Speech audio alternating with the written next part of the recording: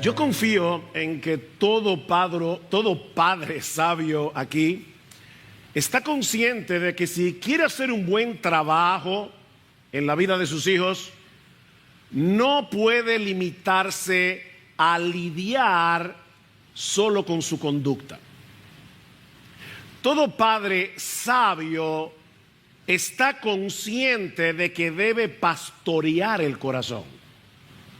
Pastorear el corazón. Mis hermanos, no es suficiente que nuestros hijos obedezcan una orden.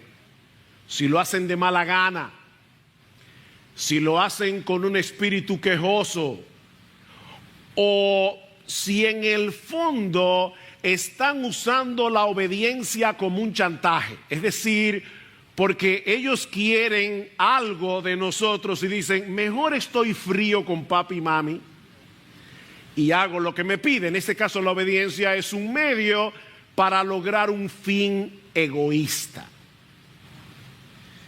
Dame, hijo mío, tu corazón, le dice un padre sabio a su hijo en Proverbios capítulo 23, versículo 26. Y mis hermanos, si eso se relaciona, si eso se aplica a la relación entre padres e hijos, ¿cuánto más a nuestra relación con Dios? Él no quiere de nosotros una fachada de obediencia. Él no quiere de nosotros una fachada de espiritualidad. Él no quiere de nosotros una fachada religiosa. Mis hermanos, Dios quiere nuestro corazón, el tuyo y el mío. De ahí la reprensión de Cristo a los líderes religiosos de su tiempo. Recuerden Marcos capítulo 7 versículo 6, bien profetizó de vosotros Isaías diciendo, hipócritas, este pueblo de labios me honra, pero su corazón está lejos de mí. Mis hermanos, si el corazón está lejos de Dios, nuestras alabanzas de labios no son más que palabras vacías. Nuestro servicio a Él son una ceremonia sin vida. Mis hermanos, Dios quiere de nosotros todo nuestro ser como un sacrificio vivo, dice Romanos capítulo 12, nuestro cuerpo y nuestro espíritu involucrados en nuestro servicio, en nuestra alabanza, en nuestra adoración, porque todo nuestro ser es de Él. Él nos compró. Esa es una de las enseñanzas clave que encontramos en el pasaje de Ageo que vamos a considerar en la mañana de hoy. Pero por amor a aquellos que nos visitan, permítanme tomar unos breves minutos para poner esta historia en su contexto. En el año 586 antes de Cristo, los babilonios destruyeron la ciudad de Jerusalén, destruyeron el templo que Salomón había construido y se llevaron cautivos a un gran número de israelitas a Babilonia. Pero tal como Dios había profetizado en el libro de Daniel, unos años más tarde los persas conquistaron a los babilonios.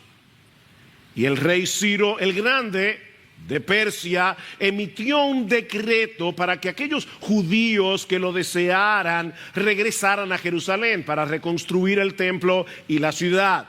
En el año 537 antes de Cristo, unos 50,000 israelitas regresaron a Jerusalén, liderados por Zorobabel, el gobernador, y de inmediato se pusieron a la labor, se dedicaron a la labor de la reconstrucción del templo. Pero al año siguiente Ciro muere en batalla y comienzan a surgir una serie de presiones. Los judíos comienzan a enfrentar una serie de problemas y ese impulso inicial comienza a enfriarse hasta que la obra se detiene por completo durante 16 años.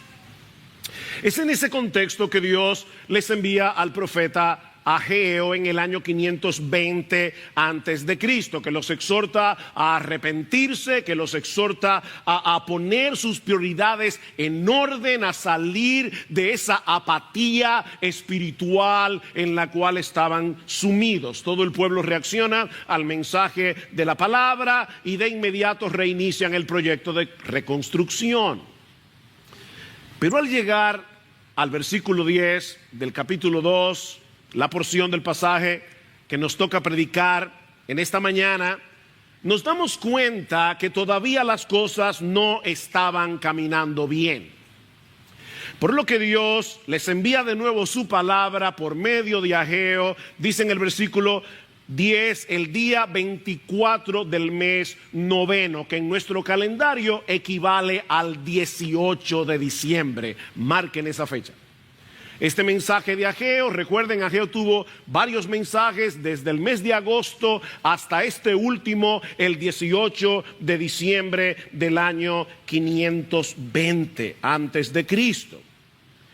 Tal parece que algunos de estos israelitas estaban suponiendo que todo iba marchando bien por el hecho de ellos haber comenzado la reconstrucción del templo. Pero lo cierto es, mis hermanos, que no todo estaba bien.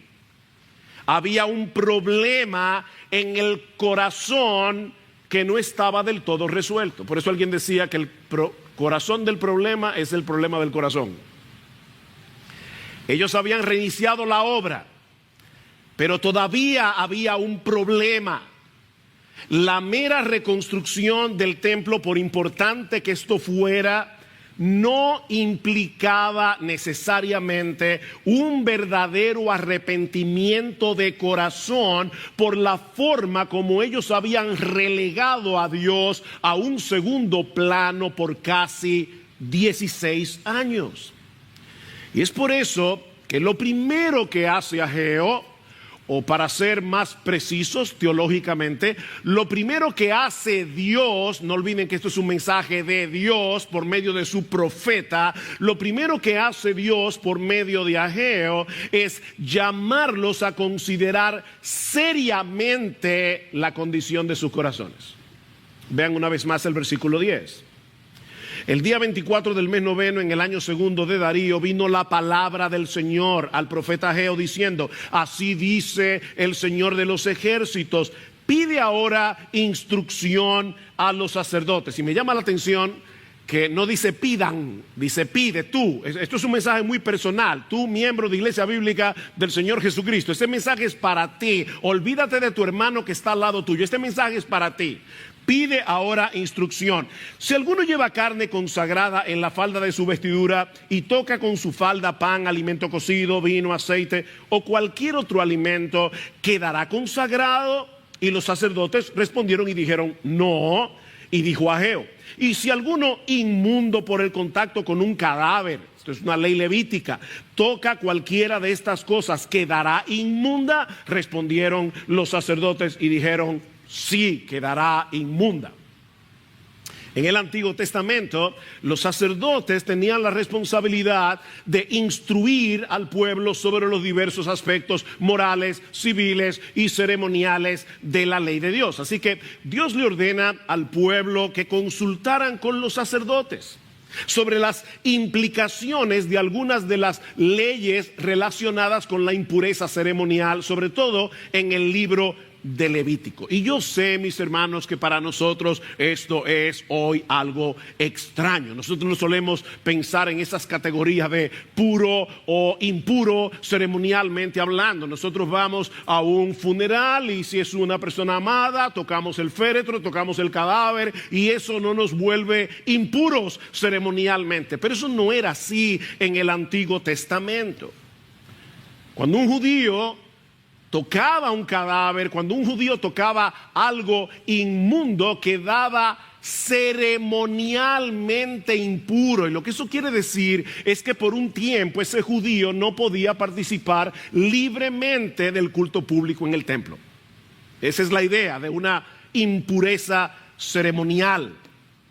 Es en ese contexto que ahora Dios le dice: pregúntale al sacerdote qué pasaría si él llevara en la falda de su manto, como era la costumbre, una carne que había sido consagrada y ahora toca algún otro tipo de alimento, pan, aceite, vino o otro pedazo de carne.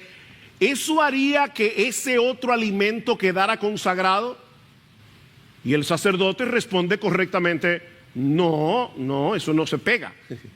La consagración no se pega. Pero ¿qué pasa si es al revés? Pregunta a Dios. Que alguien en estado de impureza ceremonial, tal vez por haber tocado a un cadáver, tocara cualquiera de esas cosas, pan, aceite, cualquier alimento. En ese caso, el alimento quedaría inmundo, y los sacerdotes entonces correctamente responden que sí. El principio, mis hermanos, que está detrás de estas leyes ceremoniales es muy simple. La santidad no se pega, pero la impureza es altamente contagiosa. La santidad no se pega. La impureza, la inmundicia es altamente contagiosa. Tal vez nos ayude un ejemplo cotidiano. Niños, escúchenme, quiero hacerles una pregunta. Niños jóvenes que están aquí. Imagínate que tú tienes una camisa blanca acabadita de lavar, está totalmente limpia, y a ti se te ocurre la brillante idea de usar tu camisa blanca para limpiar una superficie que está manchada de aceite. Y la pregunta es: ¿la blancura y la limpieza de la camisa van a hacer que la mancha desaparezca, o lo que va a suceder es que la mancha va a dañar la camisa? La respuesta es muy obvia, ¿no? La mancha no va a desaparecer, la camisa quedará manchada. Otro ejemplo. Hace unos meses, pocos meses atrás, 2 o 3, yo estaba en la ciudad de Orlando, en una labor ministerial. Y yo estoy observando a la hermana, estoy hablando con ella en la cocina mientras ella está preparando el desayuno. Ella está haciendo una tortilla de huevos. Y yo veo que de repente, antes de poner la tortilla de huevo en el sartén, la hermana bota la mezcla en la basura. Y yo le pregunto qué pasó. Y dice, bueno, que había un huevo podrido. Fíjense, el punto es este. Si yo estoy haciendo una tortilla de 6 huevos y uno de los huevos, uno solo, está dañado, si lo mezclo con los 5 huevos que están buenos, estos 5 huevos buenos no van a arreglar el que está podrido, sino que el podrido va a dañar toda la mezcla. Ven que el principio no es tan complicado de entender. La santidad no se pega, pero la inmundicia sí. La inmundicia sí. Y lo mismo sucede a nivel moral, lo mismo sucede a nivel espiritual. Miren, mis hermanos, estar al lado de una persona santa no te santifica. Y tú puedes pasarte 25 años al lado de ella, y eso automáticamente no te santifica. O apliquemos a las actividades religiosas. Venir los domingos a la iglesia regularmente, fielmente, cada semana. Cantar los himnos con los ojos cerrados, las manos levantadas. Escuchar la predicación de la palabra. Ninguna de esas cosas te santifica automáticamente. Tú puedes hacer eso por 10, 15, 20, 30 años y eso no te santifica. Ahora noten, Dios usa esos medios para santificarnos, siempre que ellos nos acerquen a Él en arrepentimiento y fe. Si nuestro corazón está lejos de Dios, estar en el lugar correcto, haciendo las cosas correctas, no te sirve de nada. No te sirve de nada. No será de ningún beneficio. Debemos arrepentirnos de nuestros pecados.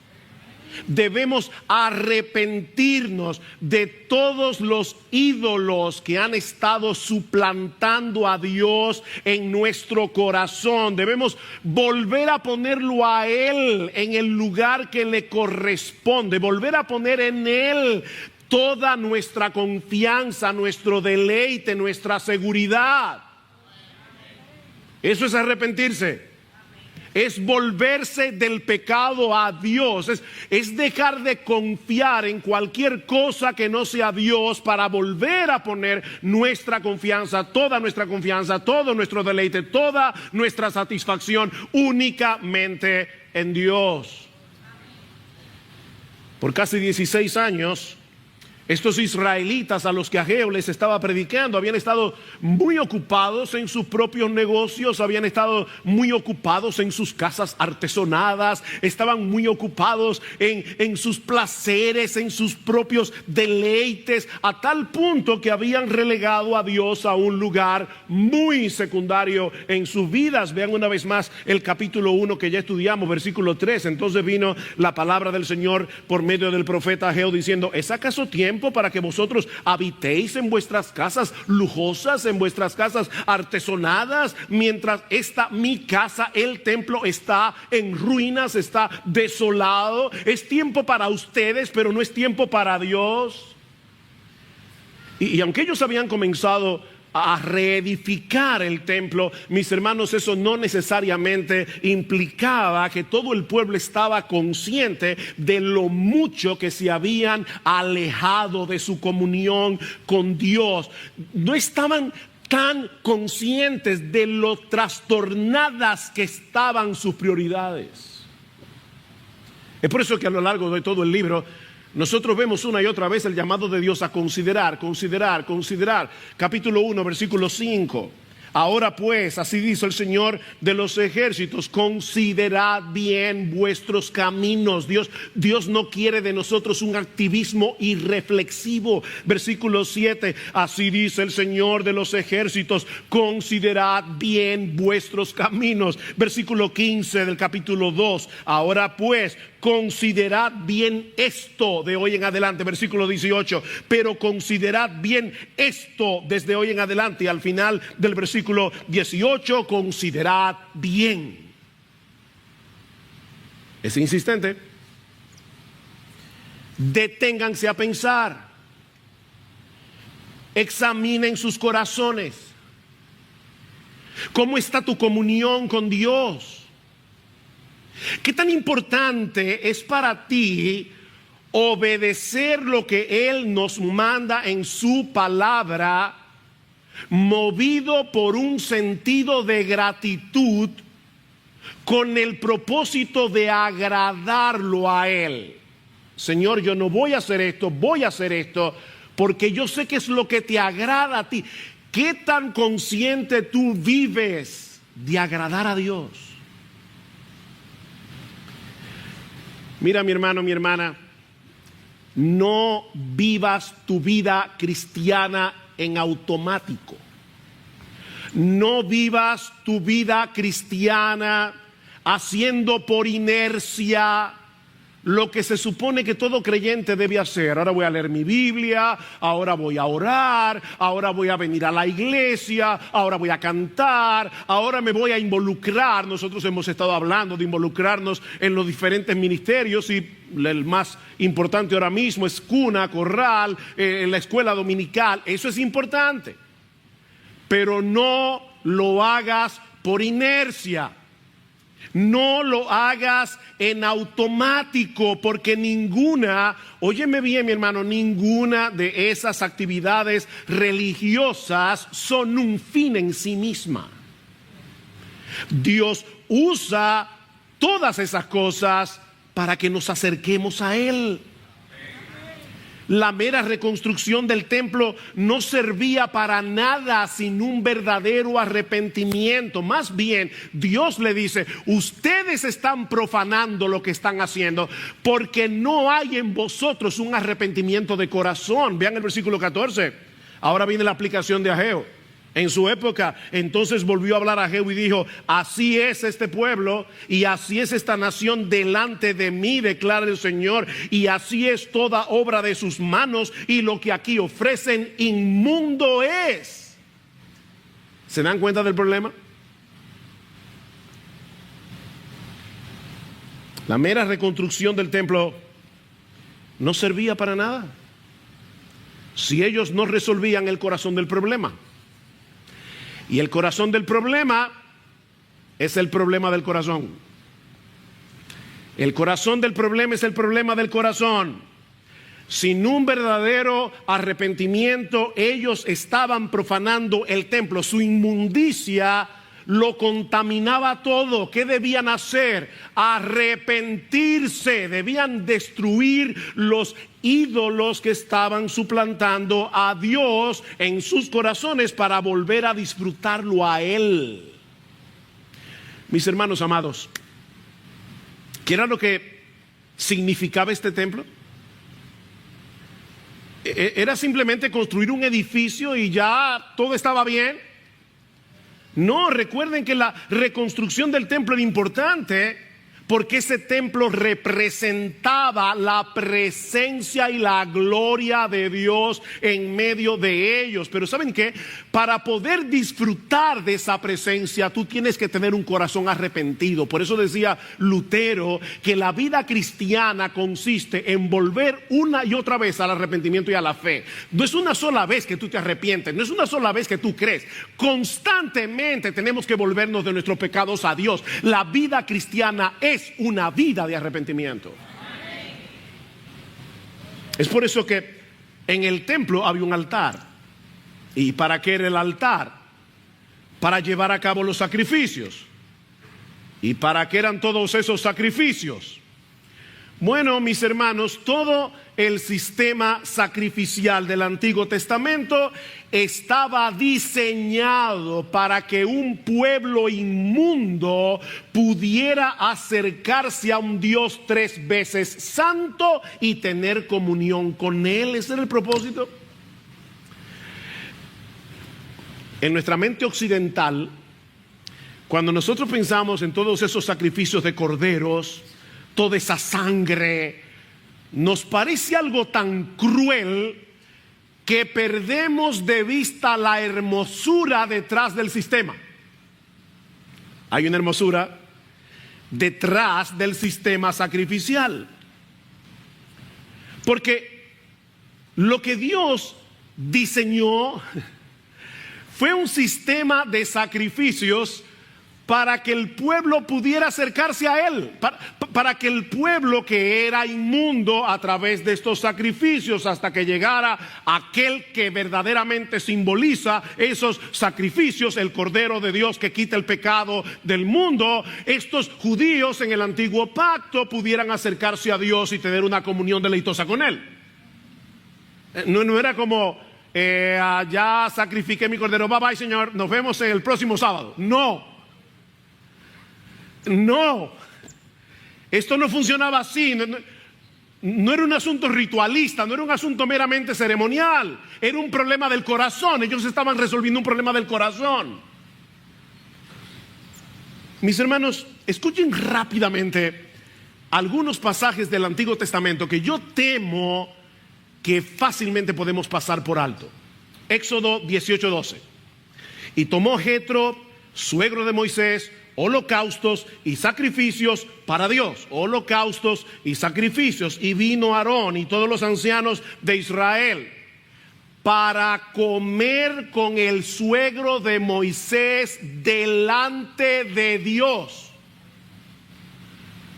Miren, en la cultura oriental una comida es algo súper importante.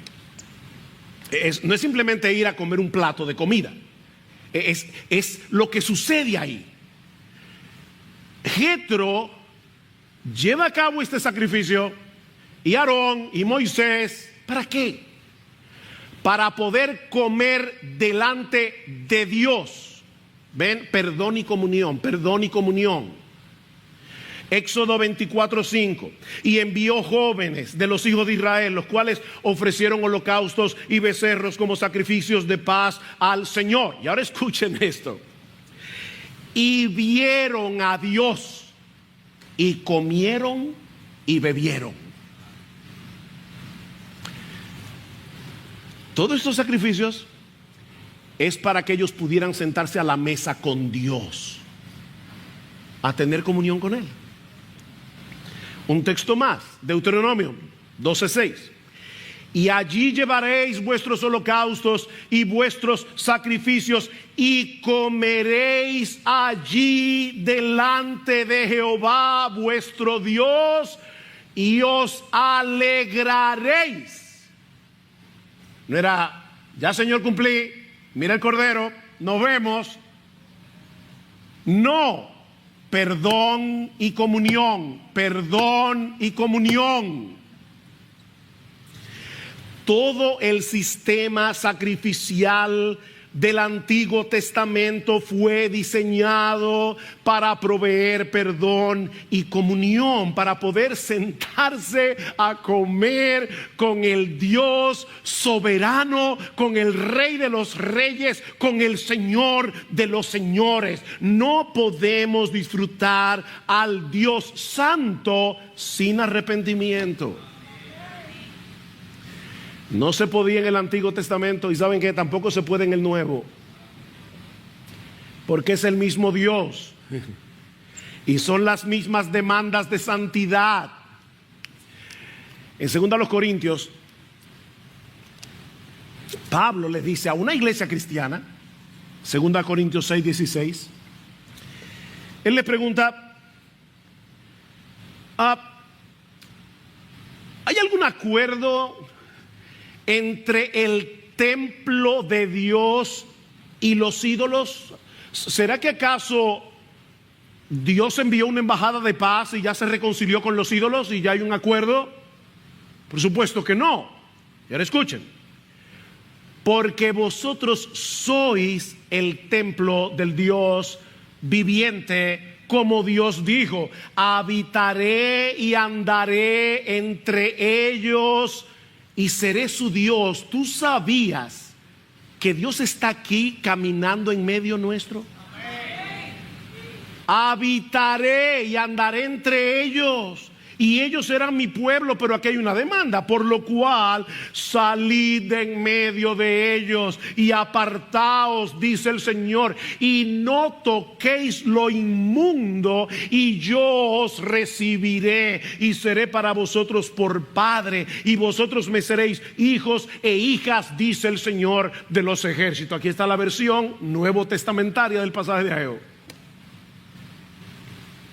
Es el mismo Dios, las mismas demandas: no toquen lo inmundo.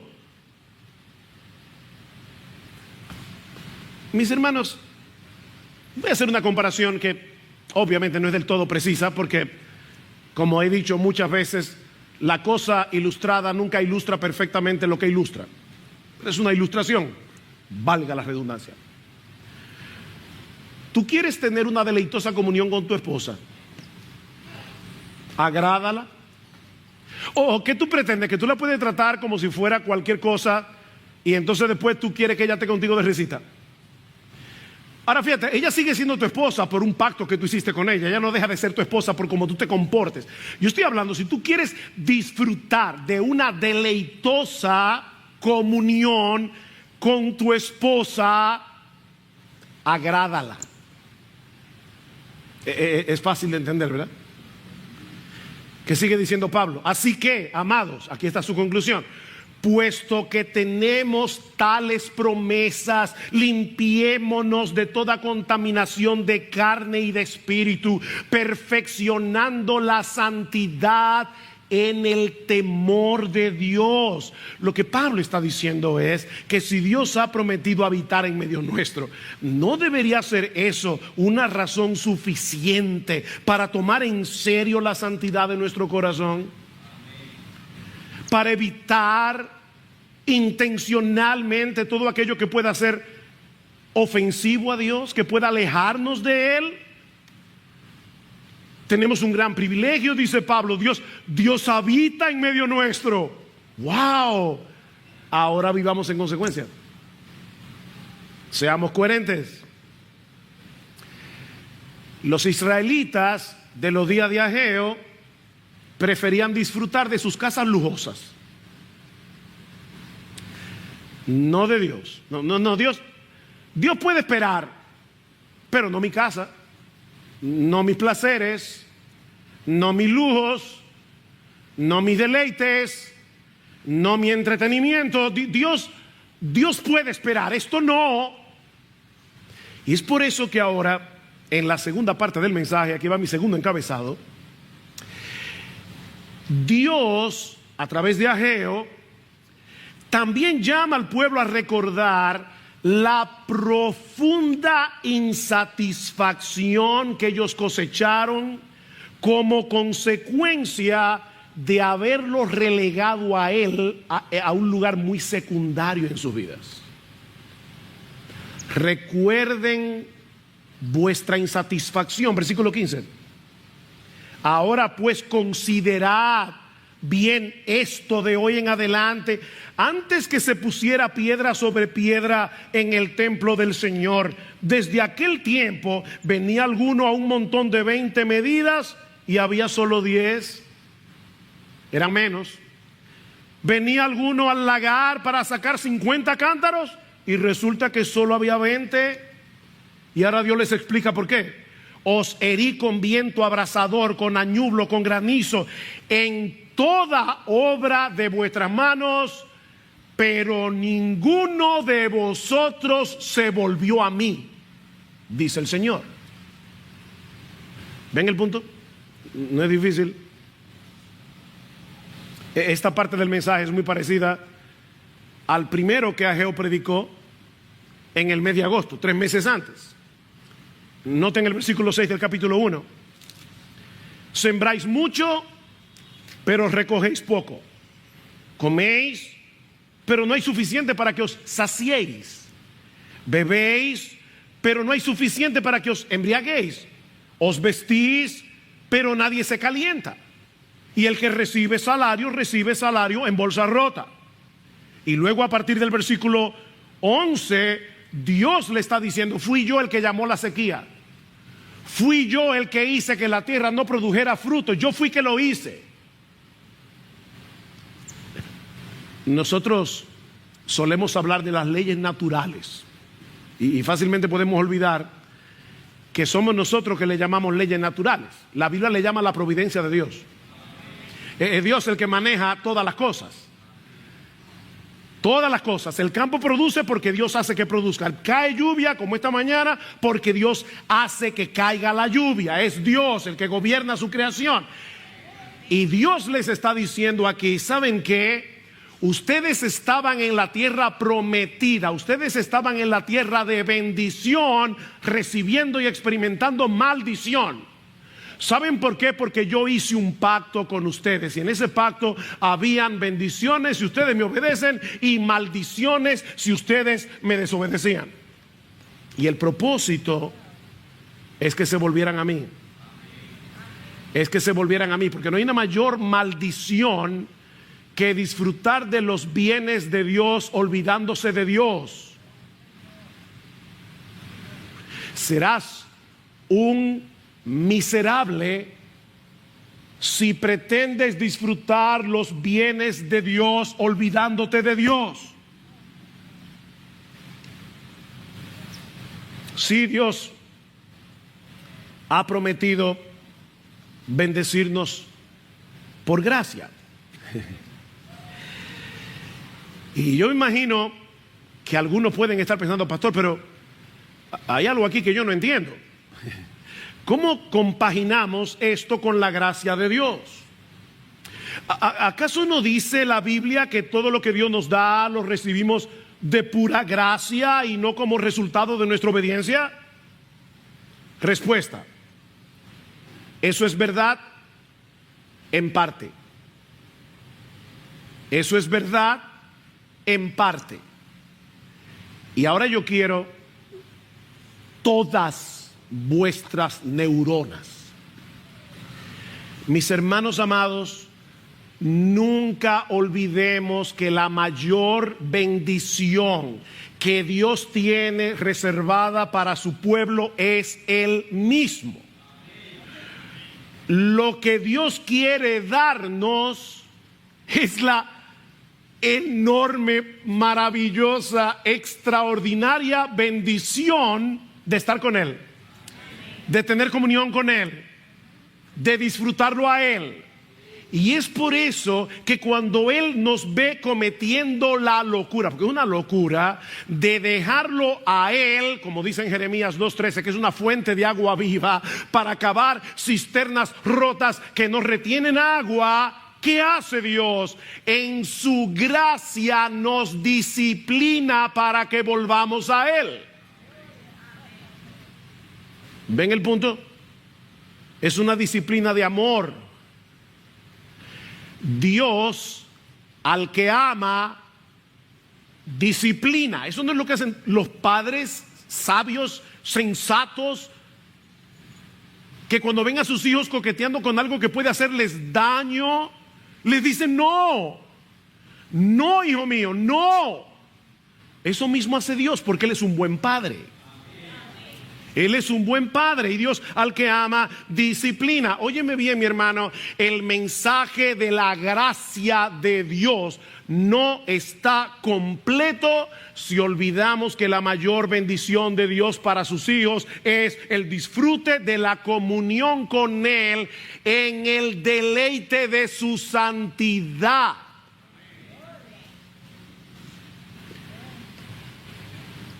El diablo nos ha vendido la idea de que la ley de Dios es una camisa de fuerza. Es como si Dios fuera un matagozo cósmico, un ser aburrido que está allí en el cielo, procurando de todo corazón que nosotros disfrutemos de su aburrimiento. Así que cada vez que Él nos ve disfrutando demasiado de algo, dice, no, prohibido, prohibido, prohibido. No, ese no es el Dios de la Biblia, ese es el Dios que el diablo quiere poner en tu corazón. El Dios de la Biblia no es un tirano, el Dios de la Biblia es bueno y nos ama con un amor inalterable. ¿Qué dice el Salmo 19:8? Los mandamientos de Jehová son rectos y ¿qué producen? Alegran el corazón. Alegran el corazón. ¿Qué le dice Cristo a sus discípulos en Juan capítulo 15 versículo 10? Si guardareis mis mandamientos, permaneceréis en mi amor, así como yo he guardado los mandamientos de mi Padre y permanezco en su amor. Y ahora escuchen, estas cosas os he hablado para que mi gozo esté en vosotros y vuestro gozo sea completo. Obedezcan y van a recibir esa bendición. Mira, tomar en serio los mandamientos de Dios, tomar en serio la santidad, no es contrario a la gracia. Pensar eso es una desgracia. Lo que es contrario a la gracia es tratar de obedecer a Dios para ganarnos su favor. Eso es contrario a la gracia. En vez de hacerlo movidos por la gratitud de haber sido ya favorecidos por gracia.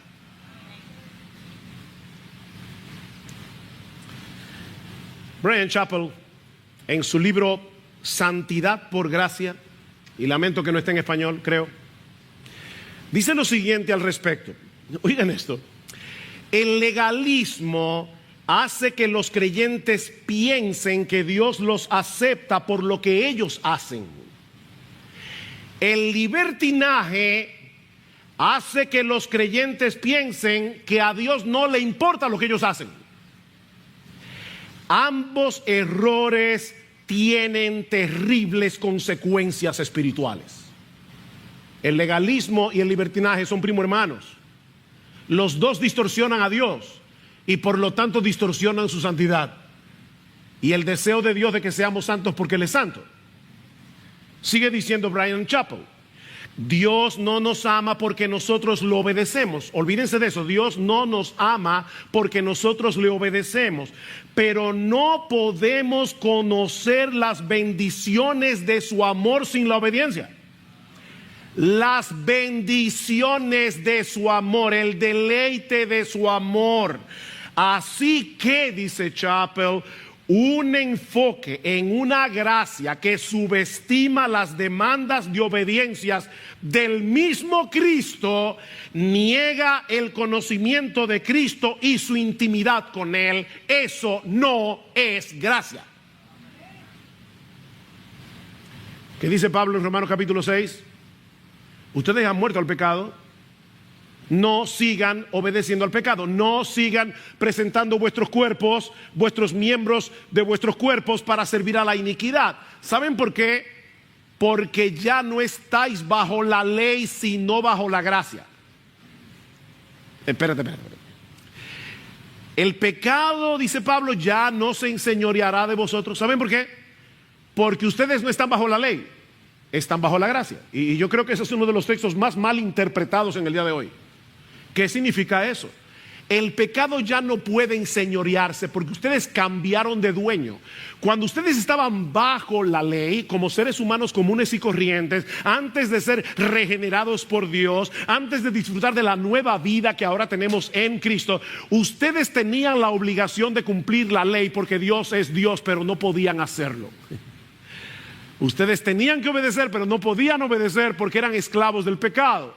Pero ahora nosotros estamos en un nuevo régimen. Es el régimen de la gracia. Y en ese régimen, ahora Dios nos da los recursos que necesitamos para obedecer. Entonces, por eso el pecado ya no puede enseñorearse, el pecado ya no puede seguir controlándolos a su antojo, porque ya no están bajo el régimen de la ley, están bajo el régimen de la gracia. Y ese régimen trae consigo la capacidad de obedecer a Dios deleitosamente, no perfectamente, pero sí sinceramente. Aleluya, gloria a Dios. Es por eso que Ageo concluye su mensaje de parte de Dios con un llamado a descansar con esperanza en la bendición que acompaña la obediencia de corazón. Versículo 18. Pero considerad bien esto de hoy en adelante, desde el día 24 del mes noveno, desde el día en que se pusieron los cimientos del templo del Señor. Considerad bien. ¿Está todavía la semilla en el granero? No, ya la habían sembrado. Pero todavía la vid, la higuera, el granero y el olivo no han dado fruto. Pero desde hoy yo os bendeciré. Wow, qué mensaje tan esperanzador. Otra vez tenemos que prestar atención a la fecha del mensaje. El 24 del mes noveno, estamos el 18 de diciembre en nuestro calendario. Esa era la época en que los judíos ya habían sembrado la semilla en el campo y estaban aguardando los frutos. Este era un tiempo importante del cultivo. Pero ahora Dios le dice, ¿saben qué, mis hijos, pueblo mío? Ustedes necesitan vivir por fe, no por vista. Porque no parece lógico sacar tiempo de vuestro trabajo en el campo en una época tan crucial para continuar con la reparación del templo. Eso no parece lógico. Pero Dios le dice, eso es precisamente lo que ustedes tienen que hacer. Pónganme en mi lugar. Yo soy el primero, no importa que estemos en época de cosecha. Pónganme en mi lugar, yo soy el primero. Vivan por fe. Pruébenme. Ellos necesitaban volver a poner sus prioridades en orden, o en el lenguaje de Jesús, ellos debían poner primero el reino de Dios y su justicia y dejarle a Dios la añadidura. Déjale a él la añadidura. Es por eso que Dios les dice, miren qué reto, marquen este día. Márquenlo en su calendario, 18 de diciembre. Porque hoy comienza la temporada de bendición. Hasta ahora ustedes estaban en la tierra prometida, en la tierra bendita, experimentando la maldición del pacto por su desobediencia. Pero ahora que ustedes se están arrepintiendo de corazón y que están llevando sus sacrificios al altar, sabiendo lo que ese sacrificio realmente significa, con un corazón verdaderamente arrepentido, marquen ese día, porque la bendición comienza hoy. Marque ese día, mi hermano, ese día en que tú decidas vivir en integridad delante de Dios, en que tú decidas tomar a Dios en serio. Marque ese día.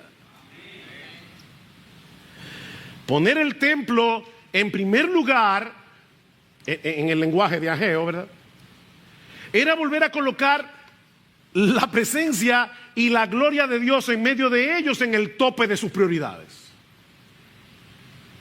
Era volver a disfrutar la comunión con Él al restaurar el altar, los sacrificios, para poder acercarse a Él en arrepentimiento y fe. Y el resultado sería la bendición de Dios, la bendición material por causa del pacto. Dios les dice: ustedes van a ver la cosecha que ustedes van a tener este año. Recuerden lo que les pasó en estos 16 años, que ustedes estaban ocupados de la cosecha y no de mí. Ahora ocúpense de mí y van a ver lo que cosechan. Pero sobre todas las cosas, la bendición de estar con Él. Confíen en mí y yo los bendeciré. Ese es el mensaje. Sí, la bendición de Dios es por gracia. Siempre por gracia. Como dice Jerry Bridges, nunca llegaremos a ser tan obedientes que merezcamos la bendición y el favor de Dios. Olvídate de eso. Ningún día bueno es lo suficientemente bueno como para que tú te ganes el favor de Dios. Olvídate de eso, que eso es legalismo. Pero nunca olvides que Él es la más grande bendición que Él nos concede de pura gracia. Él es la bendición. Y esa bendición se disfruta en arrepentimiento y fe. Pero en cuanto a mí, dice el salmista, el acercarme a Dios es el bien. ¿Cuál es el bien? Acercarme a Dios. Así que mi hermano, mi hermana, mantente en pie de guerra contra los ídolos de tu corazón. No vivas en automático, no vivas por inercia. Vive una vida de arrepentimiento y fe, volviéndote continuamente de tus pecados a Dios, y experimentarás la bendición de disfrutar de una comunión cercana y deleitosa con Él, sea que tengas mucho o que tengas poco.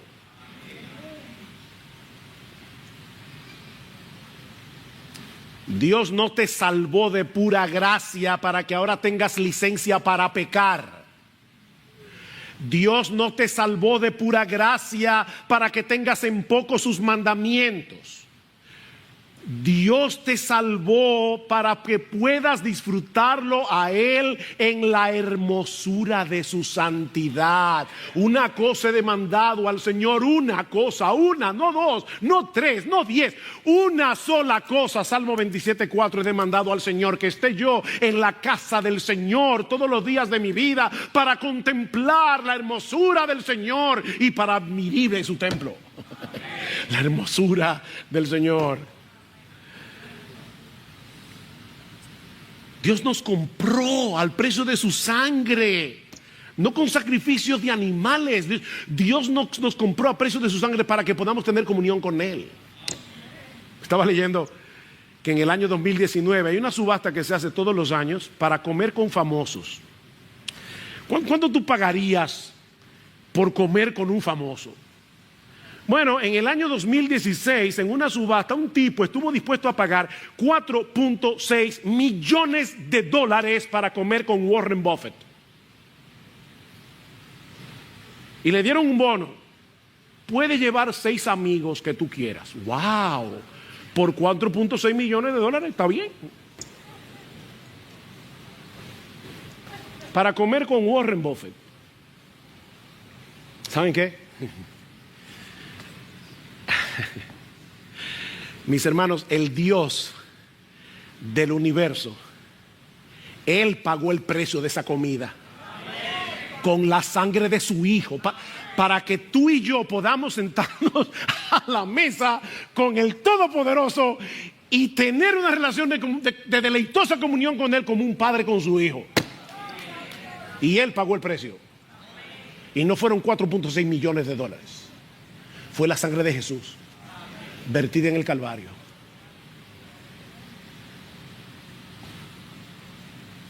Hay un pasaje en el libro de Zacarías que sucede a la par con el ministerio de Ageo. Y eso es importante. Si ustedes van a Zacarías capítulo 1, verán que dice que Zacarías comenzó su ministerio en el 8º mes del año 520. El segundo año de Darío, el mismo año que Ageo está predicando. En el calendario nuestro, Zacarías comienza su ministerio a final de octubre, principio de noviembre. Y Ageo predicó este mensaje ¿cuándo? El 18 de diciembre. ¿Marcaron la fecha? Así que esto que Zacarías vio probablemente fue en el medio del segundo mensaje de Ageo y al tercero, predicando al mismo pueblo. Al mismo pueblo. El profeta tiene una visión. Él ve al sumo sacerdote Josué, el que vino con Zorobabel, vestido de ropas inmundas, y la idea es manchadas de estiércol. No olviden que en el mes séptimo se había llevado el día de la expiación, el día de Yom Kippur, y esto estaba muy fresco en su mente. Los sacerdotes tenían que estar muy bien lavados y sus ropas muy bien lavadas para poder ofrecer este sacrificio. Así que Zacarías ve en visión lo peor, lo más inmundo, lo más asqueroso que puede pasar con un sacerdote. Sus ropas estaban salpicadas de estiércol. Pero entonces el ángel del Señor ordenó a los que estaban delante de Josué que le quitaran sus vestiduras contaminadas, y le dice a Josué: mira que he quitado de ti tu iniquidad y te vestiré de ropas de gala. Y ahora viene la parte más gloriosa de este pasaje, versículos 8 y 9, Zacarías 3. Pues he aquí, yo voy a traer a mi siervo el renuevo, y quitaré la iniquidad de esta tierra en un solo día. ¿Ustedes se imaginan a Zacarías escuchando esto?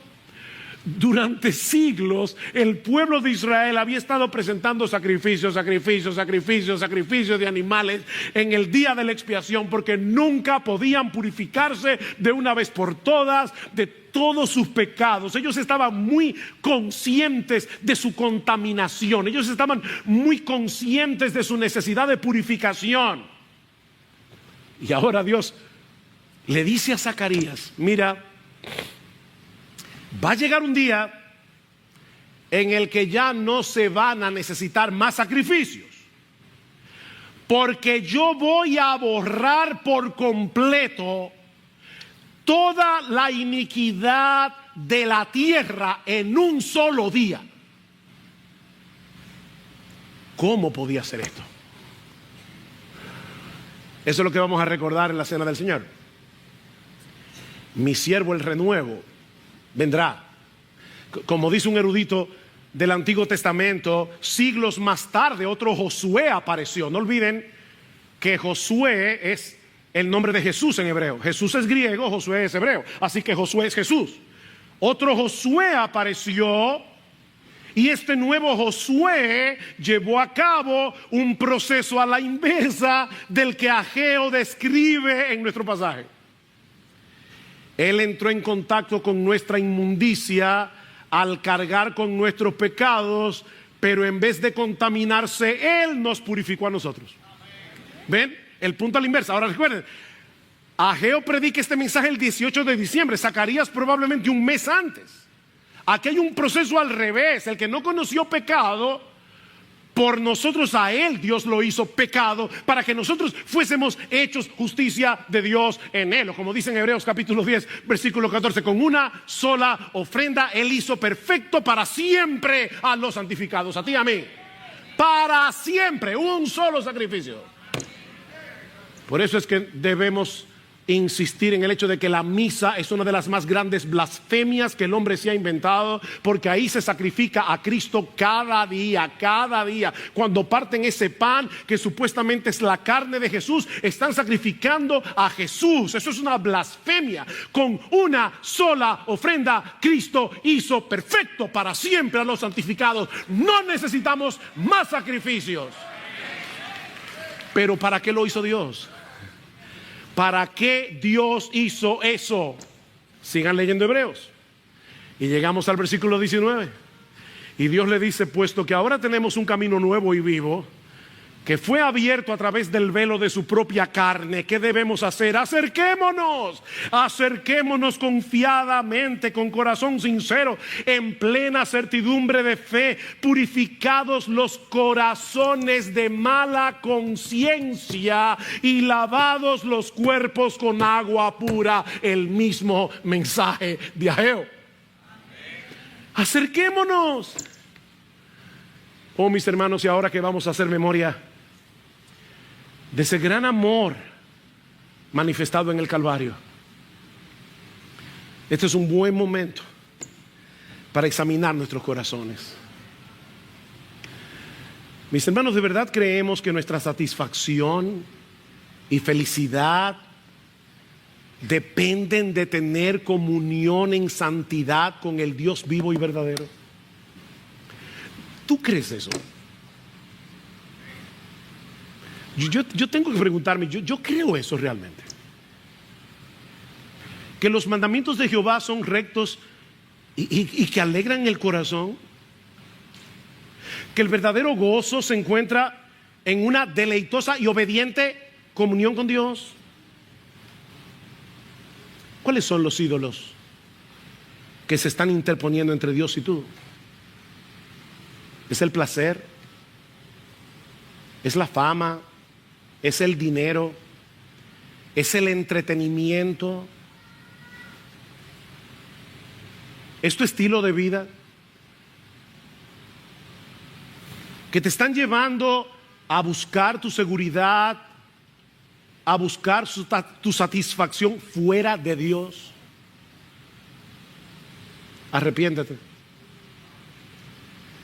Oh, mis hermanos, pidamos en oración que en dependencia de su espíritu hoy marquen este día 5 de junio.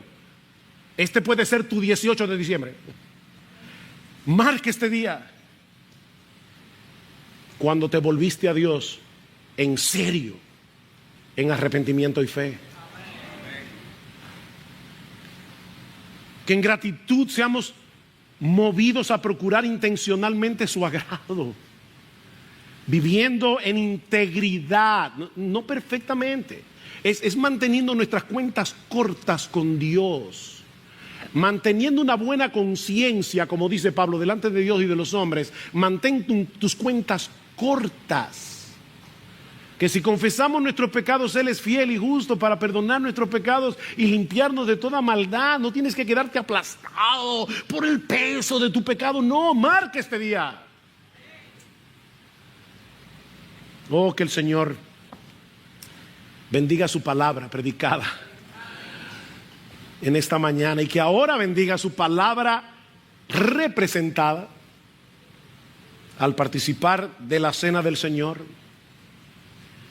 para hacer memoria del alto precio que el Dios del universo pagó por medio de la preciosa sangre de su precioso Hijo, para que ahora podamos sentarnos a comer con Él. No con Warren Buffett, no con Bill Gates, con el Rey de los Reyes y con el Señor de los Señores.